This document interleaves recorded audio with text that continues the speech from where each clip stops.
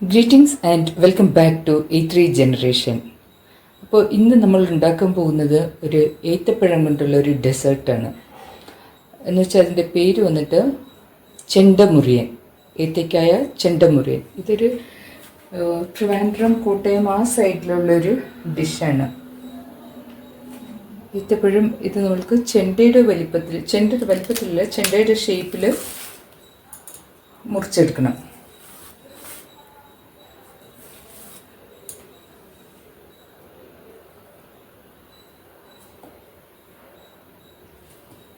അങ്ങനെ ചെറിയ സൈഡ് ആദ്യം മുറിച്ച് മാറ്റി അത് നമുക്ക് ചെറുതായിട്ട് അരിഞ്ഞിടാം. ഇങ്ങനെ ചെണ്ടയുടെ ഷേപ്പിൽ കുറച്ച് വലുതായിട്ട് മുറിക്കുക. ഈ രണ്ടറ്റത്തു നിന്ന് ഞാൻ ചെറുതായിട്ട് മുറിച്ചിടുന്നത് എന്തിനാണെന്ന് വെച്ചാൽ അത് വെന്ത് കഴിയുമ്പോൾ കുറേ കുറുക്കായിട്ട് കിട്ടും നമ്മൾക്ക്. ബാക്കിയുള്ളത് ചെണ്ടയുടെ ഷേപ്പിൽ വലുപ്പത്തിൽ ഇങ്ങനെ മുറിക്കുക. ഏത്തയ്ക്ക ചെണ്ടമുറിയന് 3 ഏത്തയ്ക്കയാണ് എടുത്തിരിക്കുന്നത്. നല്ല പഴുത്തത് വേണം കേട്ടോ. വലിയ ചെണ്ടയുടെ ഷേപ്പിൽ കുറച്ച് വലിയ പീസായിട്ട് തന്നെ മുറിച്ചിട്ടുണ്ട്. ഇത് നമ്മൾക്ക് ഇച്ചിരി വെള്ളമിട്ട് ആദ്യം ഒന്ന് വേവിച്ചെടുക്കാം.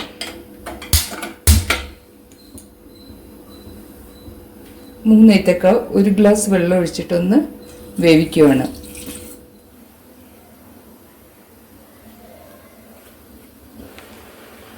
നമ്മളുടെ ഏത്തപ്പഴം നല്ലപോലെ വെന്തിട്ടുണ്ട്. ഇപ്പോൾ നല്ലപോലെ എന്ന് പറഞ്ഞാൽ ഓൾമോസ്റ്റ് ഒരു 70% വെന്തിട്ടുണ്ട്.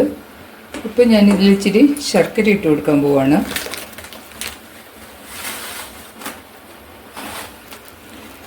ഈ പൊടി ഇതിൽ മണ്ണൊന്നും ഇല്ലാത്തതുകൊണ്ട് ഞാൻ ഡയറക്റ്റ് ഈ ശർക്കരയുടെ പൊടി ഇട്ട് കൊടുക്കുകയാണ്.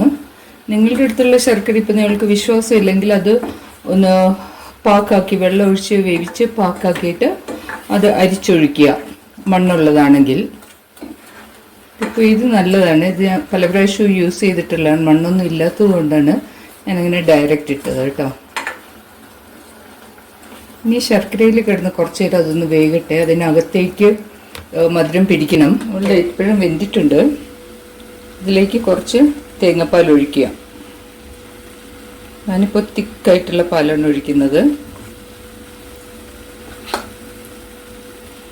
നിങ്ങൾ സാധാരണ തലപ്പാലോ ഏതാന്ന് വെച്ചാൽ ഒഴിച്ചോളൂ കേട്ടോ.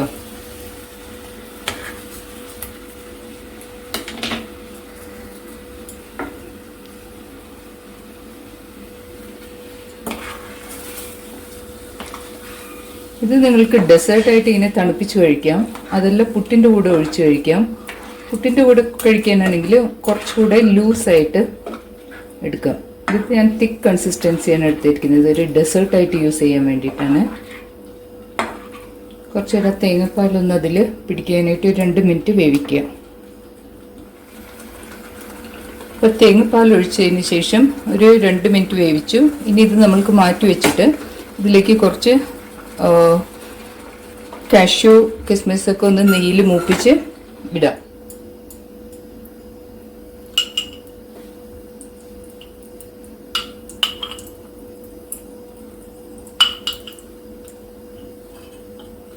ഞാൻ കാഷ്യൂനട്ടാണ് മൂപ്പിക്കുന്നത്. കുറച്ച് റേസിൻസും കൂടി ഇടുകയാണ്.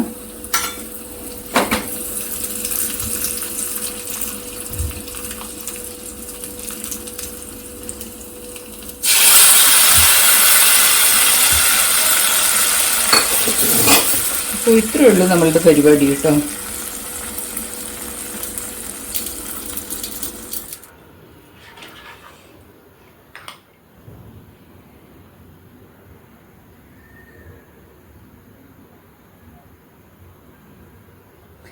ഇത് വളരെ ഈസി ആയിട്ടുള്ളൊരു കൊച്ചു റെസിപ്പിയാണ്. നിങ്ങൾക്ക് എല്ലാവർക്കും ഇഷ്ടപ്പെട്ടെന്ന് വിശ്വസിക്കുന്നു. ഇഷ്ടപ്പെട്ടുവെങ്കിൽ നിങ്ങളുടെ ഫ്രണ്ട്സ് ആൻഡ് റിലേറ്റീവ്സിലേക്കൊക്കെ ഇതൊന്ന് എത്തിച്ചു കൊടുക്കുക. Please like, comment and support. Thank you. See you all again soon.